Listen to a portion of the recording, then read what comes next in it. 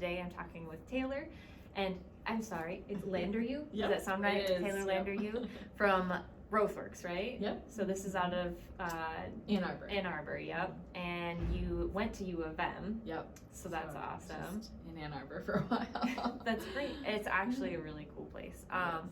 So tell me a little bit about kind of your journey from, okay, you graduated high school, you're trying to figure out what you want to do, you went to college, and how you got here. Yeah, sure.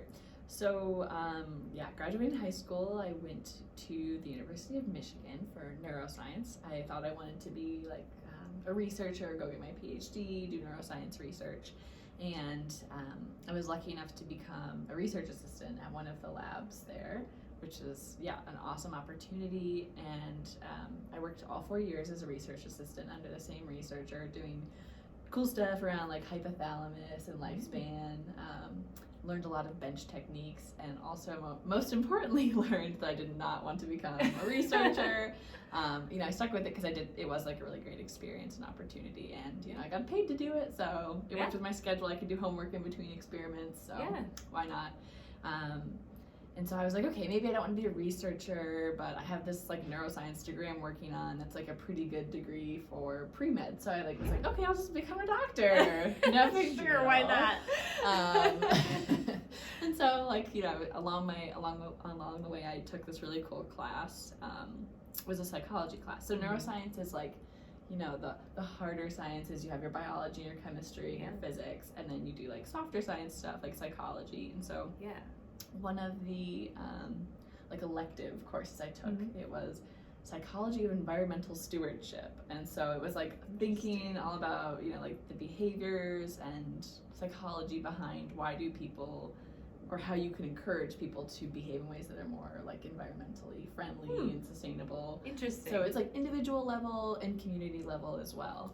I found it super fascinating. I love the professor. I ended up taking a bunch of his other classes that I could get my hands on, and I was also in another program that was like at the end of my undergrad that's called Sustainability Scholars, and it's like every graduating class you apply to it, and they choose like 25 students that all have different majors. So like, me as the neuroscience major, I was with math majors, English majors, business students, all who have those different majors, but then are also interested in sustainability. And like everyone comes together and you bond and you make cool friendships, but then you also like talk about sustainability from your different perspectives. Right. So really cool interdisciplinary interdisciplinary fascinating stuff. Yeah, it was a really enriching experience that I wish a lot of people had, because for sure it was really cool to see this thing that you're so passionate about, but see it from all these different angles. Right. So then I was like, the med school thing still sounds cool, but like let's just put that on hold for a little bit and like let's go get our master's in sustainability, because the University of Michigan has a great grad program. It's called when I went there, my first year was called School for Natural Resources and Environment, and then halfway through they did a brand change to School for Environment and Sustainability to be a little less extractive sounding, I guess. Right. So it was SNRE, and now when I graduated it was called SEAS, and that's what you'll hear about now if you look it up. SEAS. It's a great school, highly recommend. Kind of a better acronym too. Seize the day. Right. And like more water focused. Yeah. What was I gonna say? Oh, but it's technically like the forestry school. That's what I was thinking. So, is that sounds like forestry or service. Yeah, it started out with forestry and then moved its way up to sustainability. Yeah. So I like to say that I graduated with my degree in tree hugging. That's awesome. Yeah. Is that on your resume? No. Oh, you should. I should have put that. That's my joke my mom makes. So my family, they're all staters. They all went, my mom, my uncles, my aunts, my grandparents. Ew. And then all of my other I'm sorry. my younger brother's there right now. So I'm the little black sheep that went to U of M, and they got a sustainability degree. Exactly. So they're awesome. wait, if you were so interested in agriculture and stuff, you should have gone to state. But that's part of the path. You can't plan things. Yeah. So back to so I was getting my master's degree, and then I actually applied to medical school because my plan was that I was going to incorporate sustainability And like the way I saw it was like sustainable behaviors can also be like very healthy behaviors, like growing your own food is, you know, better for the environment arguably and better for your health. Yep. Walking to work is, you know, a similar thing. So I was like, that makes total sense. I'll just like go slide it in. Yeah, like I'll get this degree in sustainability and like incorporate it into my medical practice. And yeah, so I applied to med school like the summer between my 2 years of grad school. And I didn't get like, I got like you always get like the first round of like, okay, you've applied, like pay us more money, write another essay, and then we'll interview you. And no one called me back to interview me. And I was not bummed about it. I was like, thank God. Like I didn't, like it was like the universe telling you, no. Yeah, everyone was like, oh, you applied to hard schools, like just reapply again next year. Like no one really gets in there first time. And I was like, no, like I don't feel like reapplying. So that's my, that was like my, that was the universe being like, no. And so I was like, okay, I'll just go like use this degree and get a job. How hard can it be to get a job with a degree? Well, it turns out it's hard. It is hard. Especially when you common misconception that we teach people. Yeah, exactly. Especially because I had gone straight through with school. So I had like, you know, part-time experience working as a research assistant. But not a ton. Yeah, I was a graduate student instructor my second year of grad school. So it's like, you know, still like teaching classes like 20 hours a week and then like taking your own. Yeah. But yeah, it's all part-time. So it was, you know, on my, I didn't know that like internships were a thing that people who like weren't in business could get. I thought that was like only the B school students that got those. I didn't realize that like, yeah, anybody can get an internship. Sure. Wait, I want to make sure I'm not blocking the microphone. I realized I just touched it. I became aware of it. But yeah, so it was trickier. And as I was about to graduate, I was like interviewing for this one job and got, you know, called back. And I was like, oh, I have this. I totally have it. And then like nothing. I didn't hear back for weeks. And I was like, oh, okay, so we are still searching. Okay. And so yeah, just applying to jobs as much as I could after I graduated, and then got lucky enough to get interviewed for, so I was actually applying like all over. I was applying, I was in Ann Arbor, but I was applying West Coast, East Coast. Was this before you had a family then? So I was pregnant actually, so that was, there was a little bit of pressure to get the job. Yeah. So, and you know, get it before I was too pregnant. But as it turns out, I ended up getting a job at the business school at University of Michigan. Not because I have any business background, but because I have the University of Michigan background. I taught students there. I know how, you know, the student life is. Yeah. And so I was doing like student programs, but at the business school, and they were like, you can learn all the business stuff. Like, it's more important that you know how to like work with students and you understand kind of the institution, the soft skills. Exactly. Yeah, which are harder to teach. Yes, right. That's a good way of putting it. And so I got that job June 28th, and then I was, you know, pregnant with my son, whose due date was July 29th. And of course, 4th of July made like HR slow or whatever, so I started a week before my due date. Oh my God. Actually, sorry, I started 2 weeks before my due date, but my son was breech and it was a whole thing, so I ended up delivering a week early. So I worked for a week at the job and then took, you know, 8 weeks of maternity leave and then hopped right back in. And, you know, luckily they were as, I don't know, as chill as you can be about like starting a job and then going on maternity leave. Right. They're very understanding. I mean, it sucks that like in the US we don't have like better maternity leave, like universally widespread or whatever. You know. But I was just like happy to have a job. So I try not to complain too much. But yeah, so I did that job at the University of Michigan, and I kind of like to think of it as like getting my like vicarious business degree. Yeah. So, you know, I was working with these students that either were starting their own businesses, which is really cool, or some of them were doing both. Some of the students at the business school are in what's called a student-led venture capital fund. So it's like a real venture capital fund, real money that they're doing due diligence on real companies. Yeah.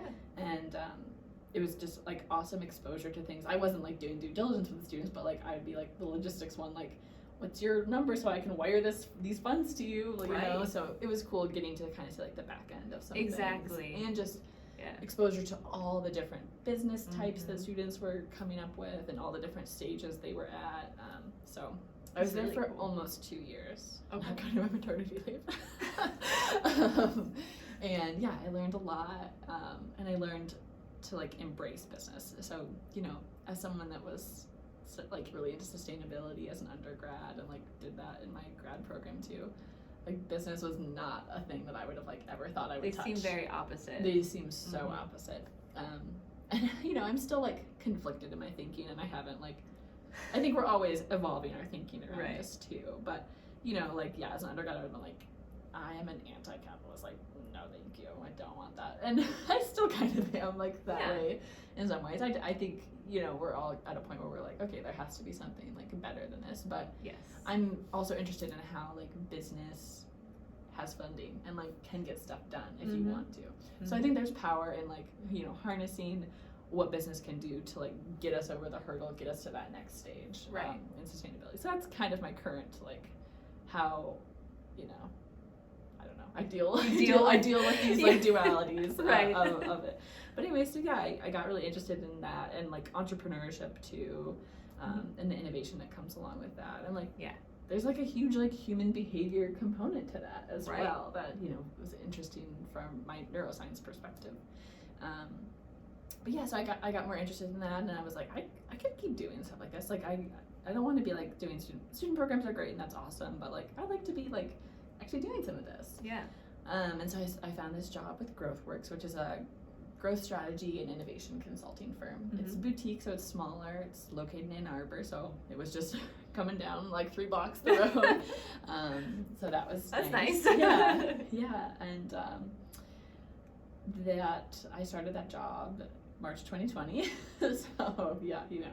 Yep. And that's where it goes from there. But I've been loving that, and that's where I am right now. And your title for them is data analyst? Senior analyst. So I deal with data, but it's more I do some quant, but it's more qualitative. Qualitative? Okay. And how does that play with like the whole, like, so you did do some like number games and stuff when you were looking at the like the business school, but like the qualitative is more of the psychology aspect of things, right? Yeah, I would say more than anything. Yeah, so like, you know, when I was a research assistant in the neuroscience lab, I was dealing with like hard numbers. Right. And like as I moved through my schooling, like in my grad program, like I took like several courses like on like advanced research methods that were more qualitative focused. Yeah. So yeah, those were 2 things that I had like lots of experience and skills in.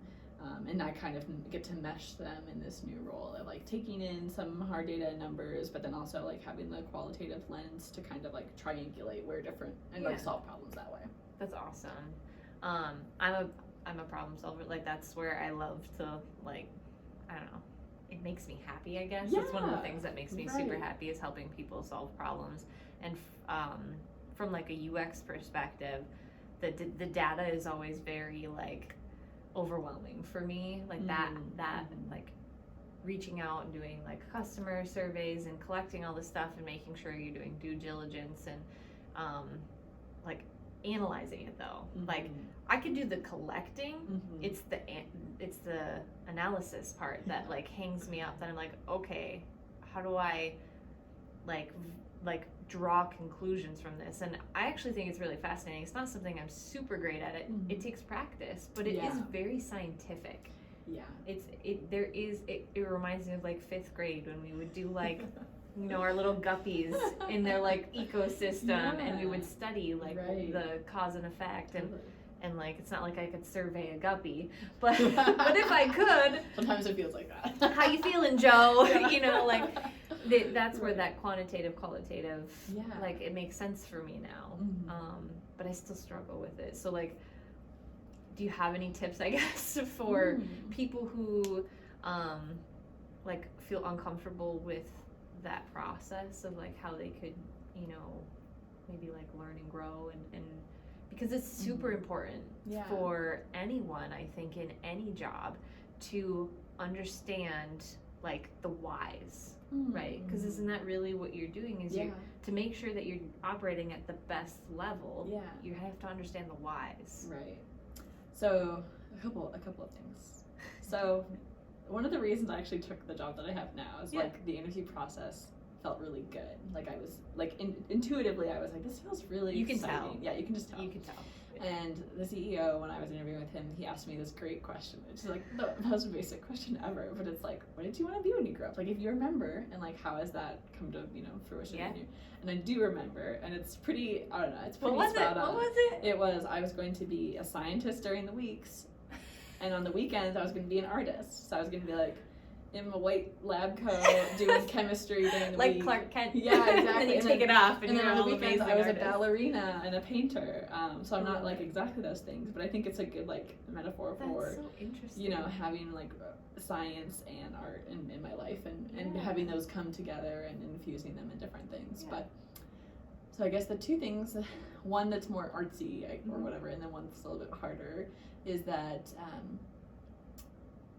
I like to practicing being creative. I know it's like the antithesis of being creative is like practicing. No, it makes total sense. But I get it. Yeah, like I took a course on like creative problem solving, and one of the things they have you do is like every day pick a random object and just come up with ideas for things that you could use that object for that are different than what you would normally expect, like a paperclip or something. It's like you take a minute and you just jot down as many things as you can. It's like innovation. Yeah, it's just like innovation stuff. In its most basic form. Right, exactly. So just getting that muscle like working and practicing, like it's a good warm up before you start working on something. Is to just like, go like Google search like random objects and look at that one for a minute and write down as much as you can and like, just kind of keep practicing doing that. It's a good warm up that I find for getting that creative muscle going. Yeah. And then in terms of like looking at data, a lot of times what I do, it's like hard because you want to use frameworks from the get-go. You're like, okay, this is like kind of the framework I have in mind for like how I'm going to approach this data. But sometimes it's not like that. Sometimes it's a lot more bottom up. You have to just like lay it all out and then just start to piece together and put little nexuses here. Like grouping. Yeah, and just kind of do like iterations of like, okay, how do these fit together? Are they at the same level? How do they interact? We use Miro a lot for like our online whiteboarding, but my colleagues and I use it all the time just like for our thinking because it's a great tool to just have it all laid out there and you can move it around a lot easier. And we make a lot of maps. That's what we end up making a lot of, and that helps us, guide our thinking and make sure we're covering all of our bases. But those are kind of the two things I would say is like flex that creativity muscle because you have to if you want it. And then, sometimes analyzing data is not as like scientific, I guess, as it has to be. It can just be more. I love that. Laying things out and like letting your brain do the pattern recognition for you. And not being so strict about it. Like it has to fit into this framework from the get go. Right. You might uncover new stuff. It's more fun. Yeah, it's more fun. It's more rewarding and like lost my train of thought. And I feel like you're not struggling, because that's where I struggle is like, if it's not like, whenever I think of like a scientific approach to things, I'm like, well, it has to be this way, right? And then you're trying to like shove the things in there to make it make sense, and then when it doesn't feel right, you just like keep hitting walls, and that's where I get stuck a lot of the times. And I think a lot of people would benefit from that perspective of like, okay, get your creativity going, and then figure out and let your brain do the work. Of like the pattern conclusions. That makes so much sense. Yeah, a lot of it's just like pattern recognition and then like synthesizing and like paraphrasing almost. Which actually I struggle the most with paraphrasing. Like I love like buzzwords and keywords. I tend to be more of a concise person. And so like it's hard to paraphrase things when you are already being concise. But we're all working on it. We are. And I think like that's a little bit of the magic too, that like sentence structuring for me is another wall that I hit a lot, and I try really hard to practice like just writing in general. I think is super important, and it's one habit that I've not been able to stick with no matter how hard I try. Like writing a journal. Like a journal. I know, because it's so hard. You just get better at writing in general for anything you're doing.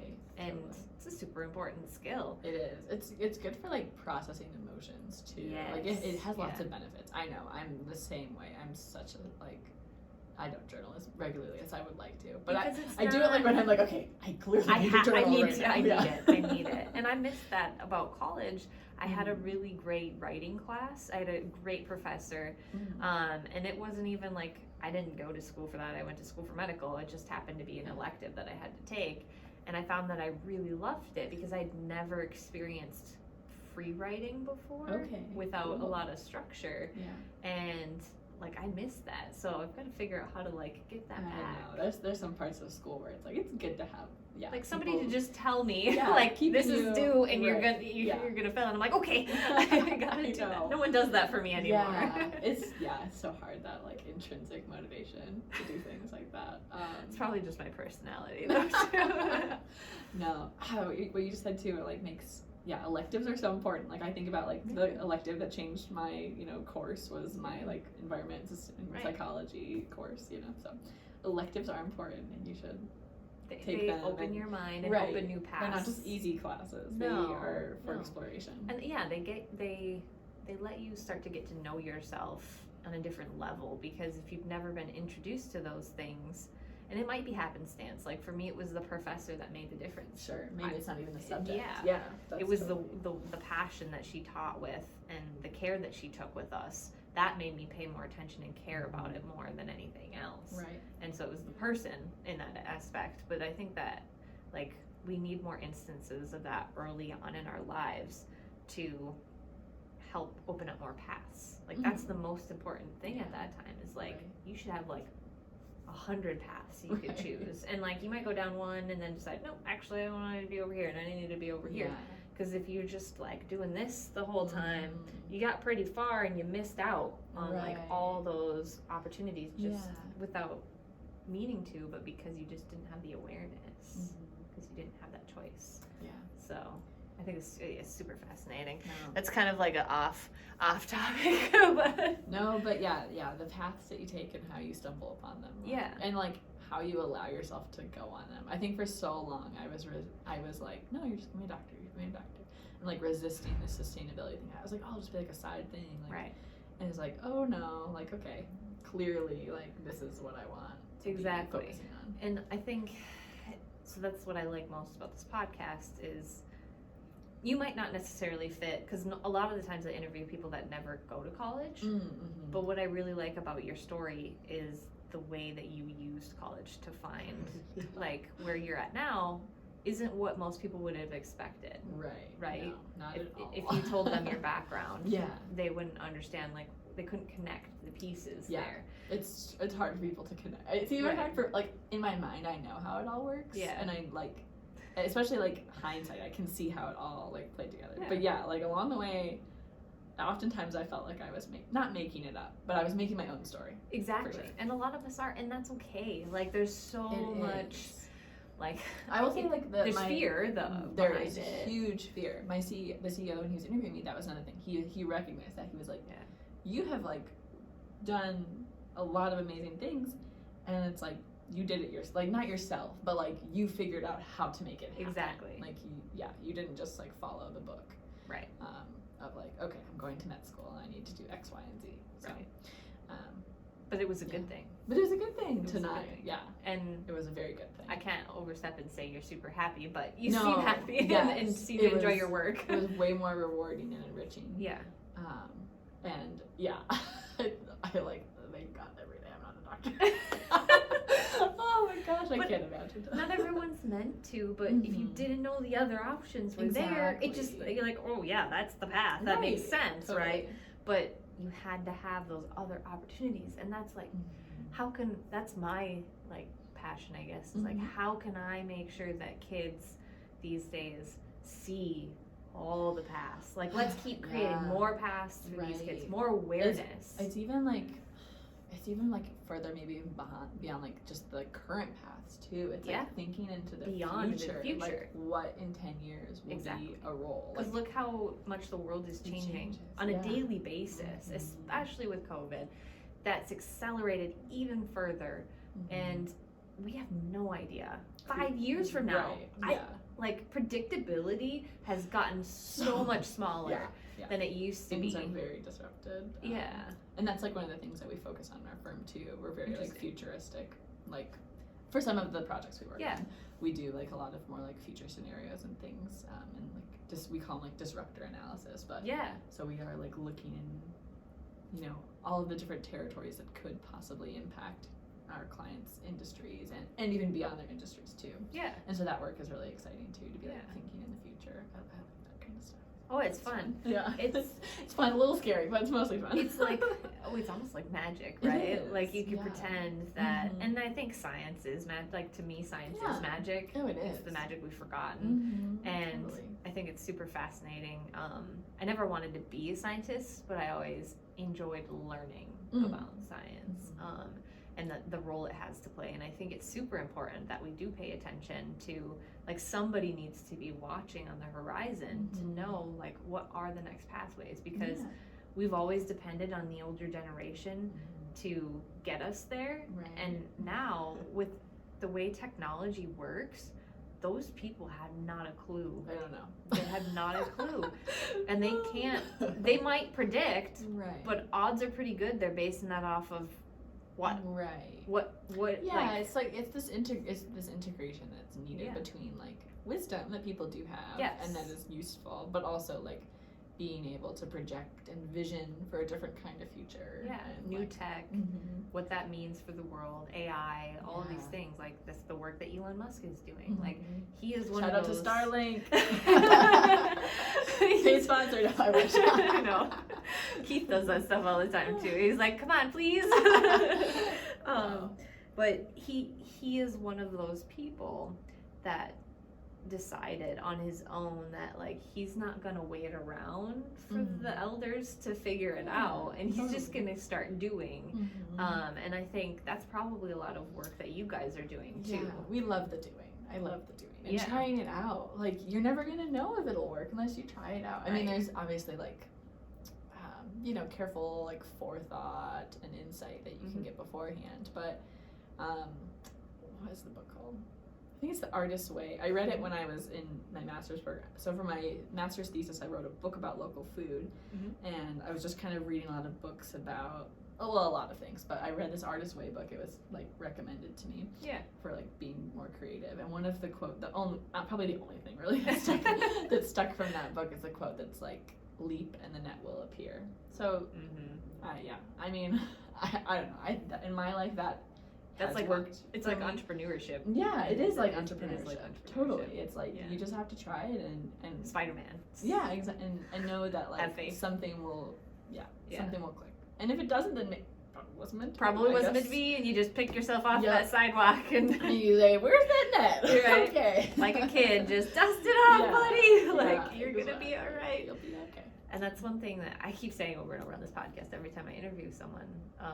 Like I am a stability person. That's my love language. Yeah. And I'm a recovering perfectionist. And I'm in entrepreneurship now. Okay. So I have no choice. Yes. Right? Totally. So the mantra that I say to myself when I'm feeling really anxious and not sure what to do next, or if I can even do it, I say, "But will you die, Ashley?" And usually it's a no. Usually it's a no. Totally. And then I'm like, then just buck up and do it. And we've from a personal perspective, my husband and I have lived that way for a while, and it's terrifying to our family members. Yeah, sure. But we've always been fine. And like 10 years down the road now, they're kind of like, oh, they're all right. They've got it. Like they're gonna be okay. Totally. They've always been okay, so they're gonna be all right. And I think that's kind of where we're at.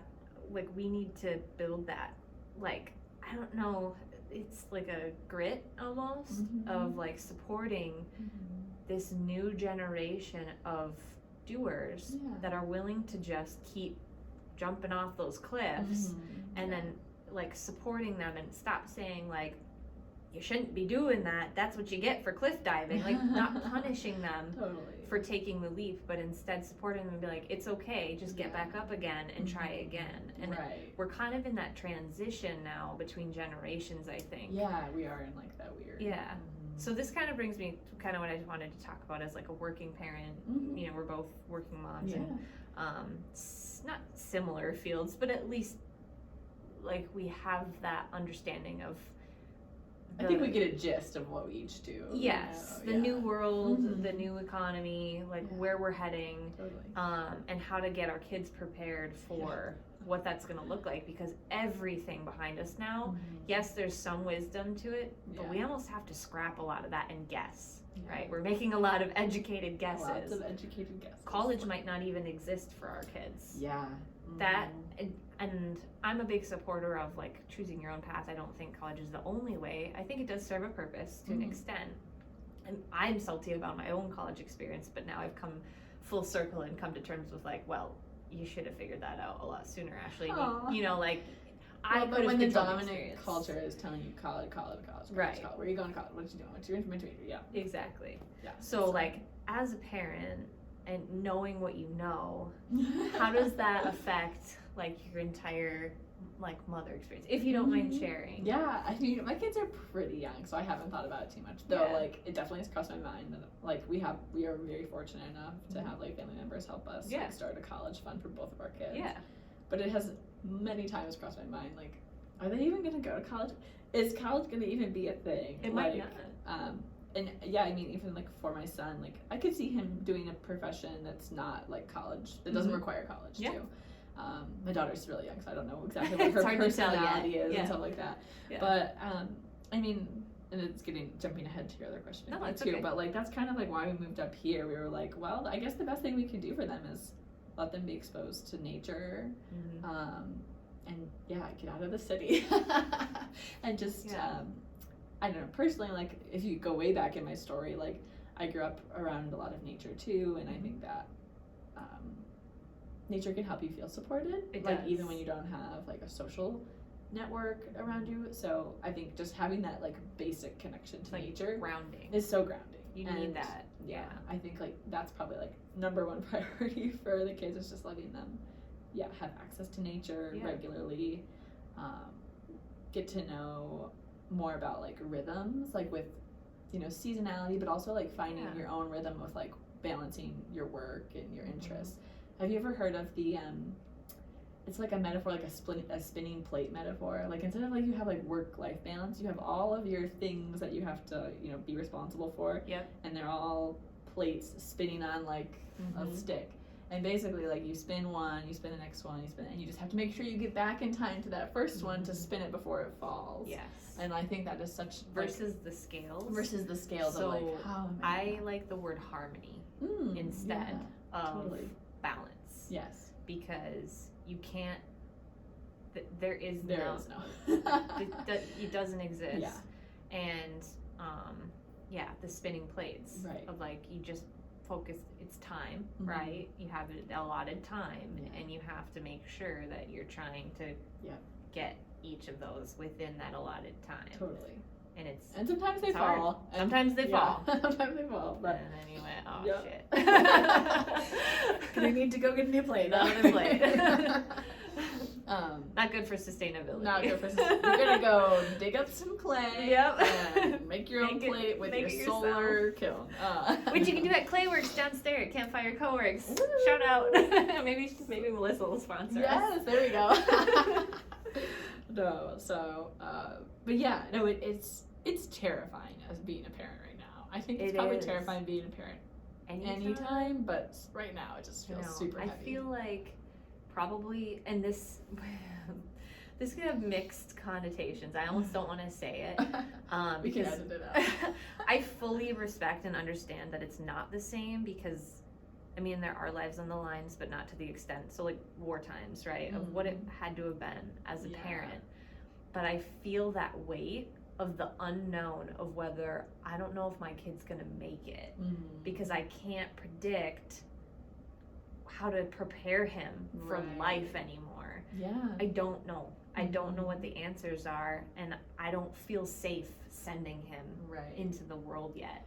And thankfully he's 7. Yeah. So we have some time. But you have to build those building blocks when they're young. And that's it. I think it's the building blocks. That, it is. Like that's for me, like, because they're so young, I'm just going to go back to the basics. Like, here is a tree. This tree gives you apples in the fall, plant them so you have something to eat. You know, like. What if it's a zombie apocalypse? Exactly. Right? I mean, you know, and tech is gone completely. I know. I right? hate to go there.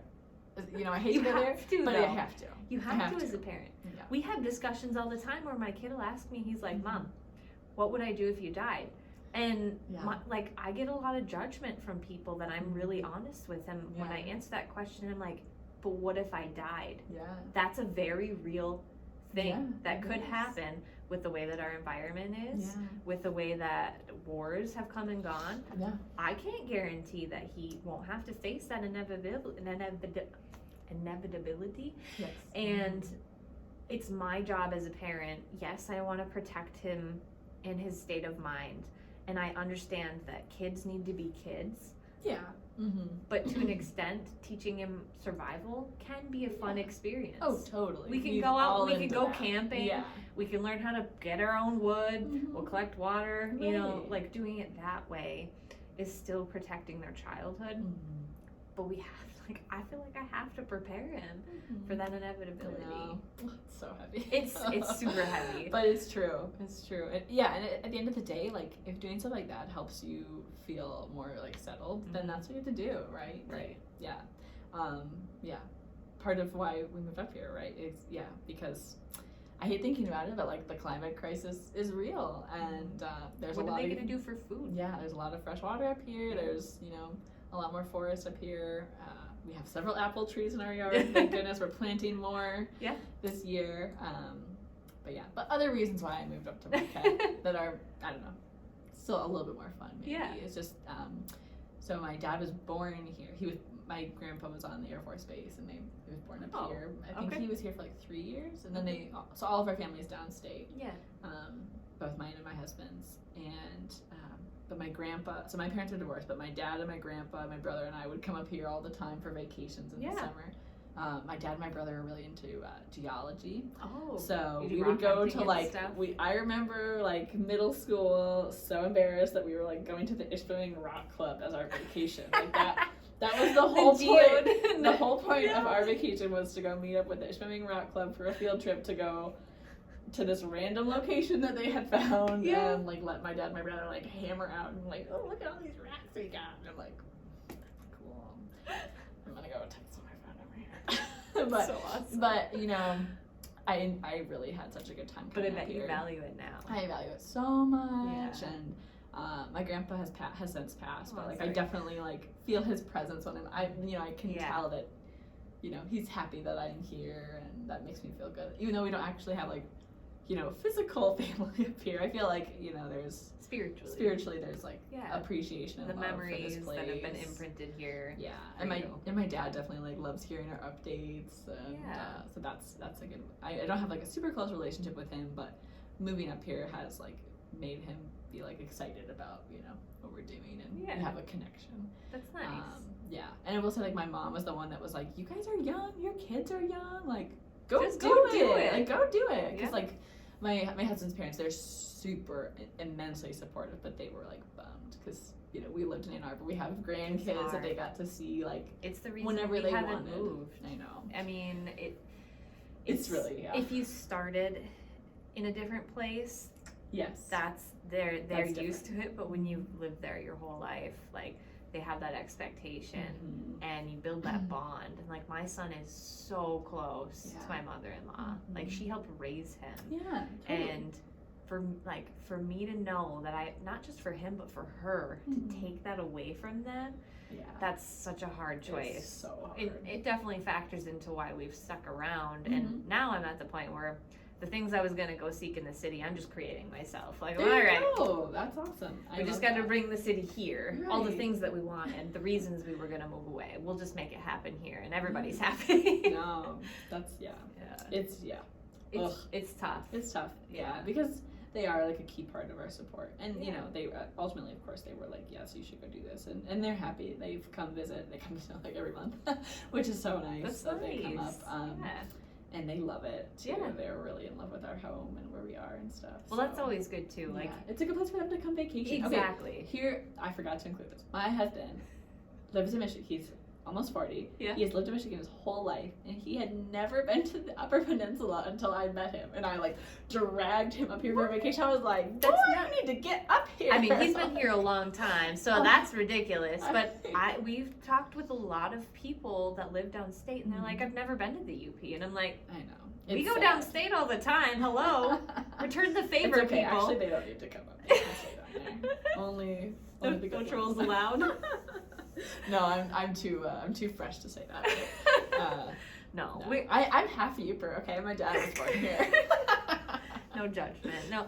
We want to be a welcoming place. It's just that there's a duty, and this is something that we pay attention to here at Campfire. There's a duty to us as as part of this community that have lived here our whole lives, to be welcoming to the people that want to come here, but also set up, if we have expectations, be upfront about them. Yeah, totally. Tell people that, this is how the economy works, and we have to be willing to change and grow, because otherwise we will get overrun, we will get left behind, they'll go somewhere else, and then what will we do? Because it's good to be welcoming to outsiders, because that's how you grow, because you need diversity. Diversity is so important to help you grow, and there's a fine line, I understand, but you have to have that welcoming aspect. It's just set boundaries then. If you're uncomfortable with certain things, or if they're out there doing things that you don't like, it might not be that they're doing it on purpose. Oh, yeah. It's that they come from a different background, and to them, like, this is a normal thing. Like, hey, I'm going to start up this business, and it might be, I didn't know you were doing it over here because I'm new to town, and I didn't mean to overstep bounds. They should be doing a little bit of market research. They should. But they had good intentions. There's a good way of working things out. There is. There's a way to work for everyone to work together, and don't assume that they had bad intentions just because they're outsiders. So that's something you should, you should feel welcome here. You shouldn't have to say, I'm half Yooper. You should just be like, I'm a Yooper, right? Because you live here now and you care about this place, right? Oh, so immensely. Why else would you live here? Right. And that's all that really matters. Yeah. And I think that we're not there yet. I hope we get there. I mean, I see the signs though, like of working through it. Like you guys are working through it, and I don't know. I think it's great. I mean, we left Ann Arbor because Ann Arbor is a nightmare right now. It is, the smallest, biggest city or whatever, but it is a big city now. But its infrastructure is small. Tiny. And there's just construction all over the place. And my husband grew up in Ann Arbor, and he's like, it is not Ann Arbor anymore. Do you feel like it's becoming like a Traverse City or like Grand Rapids? More like, I wish it was bigger like Grand Rapids and had more infrastructure. Yeah. I don't know. It's just, it's very heavily populated, and a lot of it is like apartments. Yeah. And it's not growing this way fast enough. Yeah. Well, I don't know exactly. It just is losing its character. You know what I mean? Yeah. Yeah, there's like a lot It of... grew too much. It grew too much. There's a lot more, big brands, big stores, chains, and it doesn't be because the locals, like we were just saying, like the local boutiques lost traction, or like not control, but like they're not necessarily players in the game as much as they used to be. That's sad. It is, and it's really interesting to see, like, because my father-in-law has been there since he was in high school, so he has really seen like the shift from like small sleepy college town to like pretty much all year round there's too many people. Interesting. But yeah, so I really hope that like Marquette can find a good balance of keeping its really cool character, right, but also still allowing for growth and bringing in diversity. I think there's definitely a way, because if you look at like the East Coast, I think, is a really good example of college towns that do it right. When I've driven through the different areas there, you see how they've kept like that historical charm, but yet that their population is huge. Right. So I think we probably could look to some of those areas. Maybe it's definitely like a planning thing, right? Like a planning and zoning thing could really help for managing like how the city grows. But I don't know know enough about like how like local economies are factored into like zoning and planning for places. That's a lot over my head too, but I feel interested. Right? Like, I feel really interested in learning more about it because we need to know, because if we're out here trying to foster like the education opportunities, because we're outsourcing our most like valuable resources, and that's our people. Yeah. We're losing people at vast rates because the jobs and the infrastructure is not here. Yeah. And we need to do something about that. But if I'm gonna tell people that, hey, you need to here's a job that will let you stay here. Right. I need to be aware, is that even possible? Like, what's our limit? Yeah. Yeah. You know, we have the Make It Marquette thing where that's taking people from outside and bringing them in. Right, kind of more my situation. Right. But do we have the infrastructure to support something like that? Yeah. The housing crisis is something that everyone's talking about right now. Yeah. And they are working on it, but what's the timeline on something like that? I know, it's so hard to plan with these different, all these different timelines. It's kind of crazy to think about. And I think it's fascinating, you guys live out. We live out, yeah. You don't live in the city. We don't. I mean, part of us wishes we did, but part of us is glad that we don't. Because we were in the city. We were in like a neighborhood. Right. When we lived in Ann Arbor. We lived in Ypsilanti as well, which is right next to Ann Arbor. Which had Ypsilanti was kind of like our makeshift in between of like, this has more character still, is smaller still. Yeah. Like the community is a little bit more progressive. Like it's not well known, but like Ypsilanti is actually like in some ways much more progressive than Ann Arbor. Interesting. Yeah, because I don't know, some of it maybe has to do with like class and like income levels and things like that. But like sometimes like Ann Arbor's like a little more mainstream now, whereas Ypsilanti is a little bit more like let's use goats to mow our lawn in our park or whatever. So I mean that's just one example. There's there's multiple dimensions to be progressive. But a more artsy community I would say too. Yeah. And the best coffee. Good to know. So that's where we have to kind of study these areas though, right? Yeah. And who's doing that? I don't know. That's such an important question. It is. That brings up clearly I need to do due diligence and be more involved. But to an extent, again, that's another spinning plate though, right? Yes. Of adding that in because somebody has to pay attention to it. Right. Somebody has to be tracking that. Yeah. And I don't know if that's me necessarily, but and I think it's so hard with things like that are like the wicked problems where it's like multiple people need to be tracking that from multiple different perspectives, but then also they need to be able to find a time where they can come together. So that kind of brings up, maybe we'll wrap up because I think let's see where are we at with time. That brings up kind of the last question, talking a little bit about remote. So for me, this is like the answer that I've always searched for, how to bring that harmony back in. How can I be a mom and a professional that feels valued in her career? And remote work blew that door open for me. So how has that been working for you? Yeah, I mean, I totally agree. So I've never had full-time work experience without being a mother, so it's kind of a good thing in some ways. I don't know what it would have been without being a mom, so that in some ways has made it easier.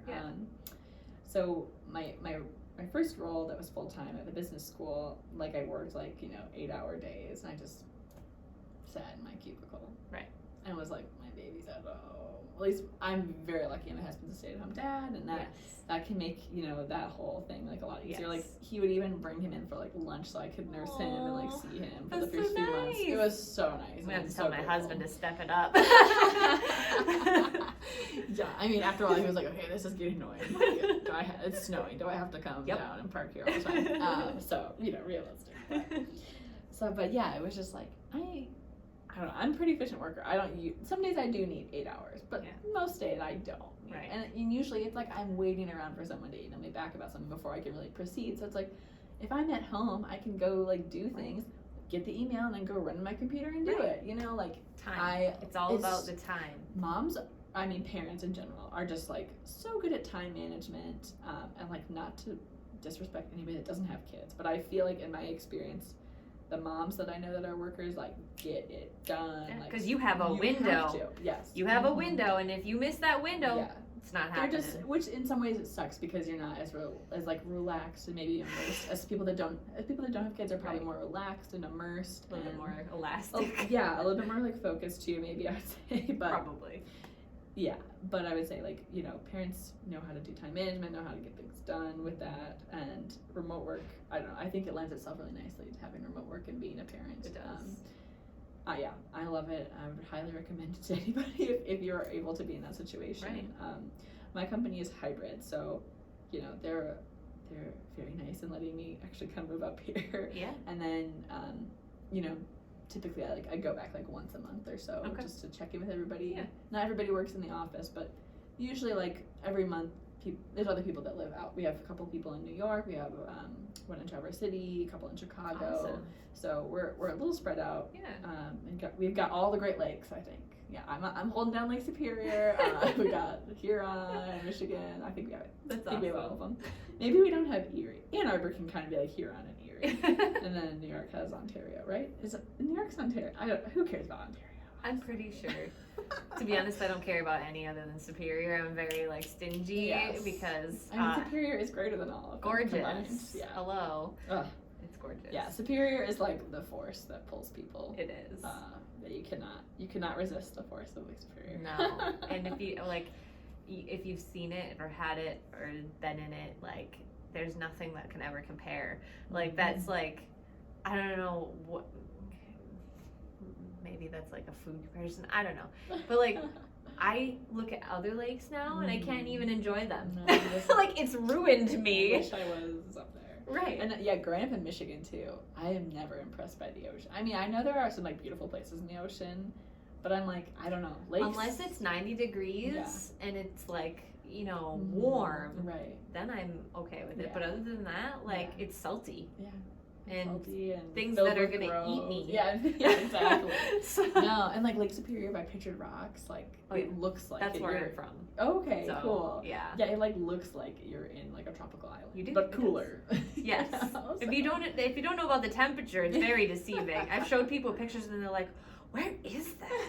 And I'm like, "Oh, this is where I grew up." They're like, "It looks like a tropical ocean." I was like, "Well, let me." It's better. It's better, but If you bring have your a jacket. wetsuit, Yeah.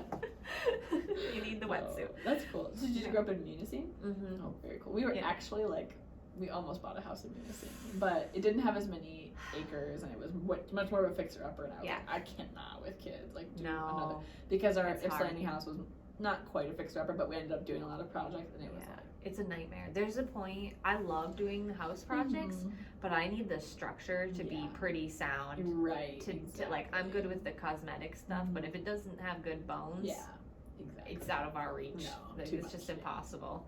For Yeah, sure. totally hear you. No, and so like, that's the beauty of remote work. If anything, out of COVID, and there are a couple positives. I know it's a terrible thing, but there are a couple positives, and one of them is the remote. It's vastly accelerated the acceptability of remote work, and as a parent, I appreciate that more than anything. And I can't stress enough to other companies, like, just do it. Like, make it work, because your people will be so happy. Oh, and they will work for you. Totally.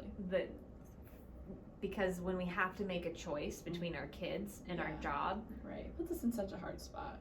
I choose my kids every time. Of I've course. quit so many jobs because it didn't work for us, and if I had had remote work as an option, it would have been fine. Yeah, totally. I agree.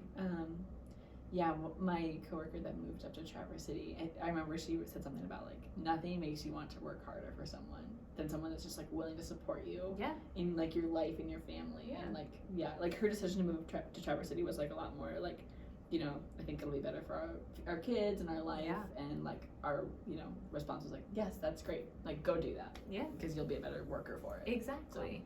And I know that's like on an individual basis. I know there are companies that don't have the infrastructure for that, but I really hope that like where we're heading now allows so many more of those solutions to be hybrid. We're a small, nimble firm, and like we work Zoom and Miro really hard, and you know, when we're working on projects, we text people. Like, Exactly. we just text back and forth, especially like I usually work with another mom, and like her and I are like, yeah, just text me, like I can do that real quick. Yeah. Getting on my computer, like my kid might, No. try. Yeah, so that's the whole thing. My It's too other bad. hot tip for working remote, Yes. for parents is like if you have access to it, like old equipment. Like Yeah. I have my old laptop that I had for. It still technically works, and it pains me a little bit, but it's like it won't update anymore. Yeah. And so I like let my kids play with it, and like they will sit there for half an hour. I have like a Chromebook we're not doing anything your with. phone or your laptop or like any kind of thing that like genius. looks like what mommy is working on. Yeah. Because they'll just plop right there. Oh and my they're God. like, I'm working with you. My 7-month-old is obsessed Yeah. with needing to have what I have, and I Yeah. try and work when I'm Mhm. feeding him, Oh, and he yeah. will literally rip it off Right. of my lap and try and play with it. Yeah. And that's a good point. Yeah, it I have works old phones. Yep, old phones. My son has like several cell phones that he plays with. It's Great fun. tip. Yes. Well, perfect way to end the Yes. podcast. I love it. Awesome tip, parents out there. Probably works for also unexpected roommates that come in and walk in on you. Like, just distract them with something shiny. Here you go. Leave me alone. I don't know if it'll work with cats. I don't know anything that works with cats for working They're the remote. devils. I don't to have be one. honest. But I know that they're real pain in the butt coworkers if you're Yes. working remote.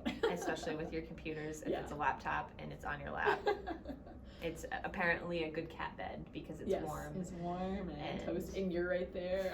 Forget that you need I'm to not. work. I'm not. I have a cat tattoo, but I'm actually not like a cat. I'm not. I like dogs. I'm Yes. a dog person. Yes. I wouldn't say I'm a cat person, but I'm not. I appreciate cats in all their glory. I Yes. just don't have one. I am like that now. My cat's ruined me for all okay, cats. yeah. I will appreciate other people's cats. Totally. Don't ever Love want to them. have them again. Yeah. I cleaned up vomit this morning, in fact. So man. after my kid stepped in it, and I Oh was like, no! You had to "Mom!" clean up the cat and the kid. 7 a.m. and I'm like, yep, it's a great morning to be Here we alive. go. TGI Thursday. Who needs coffee? Who needs coffee? You have adrenaline racing through your body. Like, whose vomit is that? It's great. Oh, The God. joys of being a Yes. parent and a pet owner, a pet parent. Yes. So awesome. Well, thank you so much for this, and it was so Yes. fun to kind of. I mean, you're one of our members here, but we don't always get to chat. Yeah, I usually just like Get work I'm done, doing my work, which is good. That's why Yeah. you're here. Yeah. But thank you for taking time out of your No, day. it was to fun. I appreciate the invitation and interest. So it's really fun. Yeah. So. Awesome. Well, that's it for today's episode, guys. And remember to subscribe, follow. This will be continuing to go. I don't know how often we'll be doing it, but we're going to be releasing it in conjunction with other Campfire Cowork stuff. So follow on Campfire Cowork socials and stay tuned for more. Until then, have a great week, guys. Bye.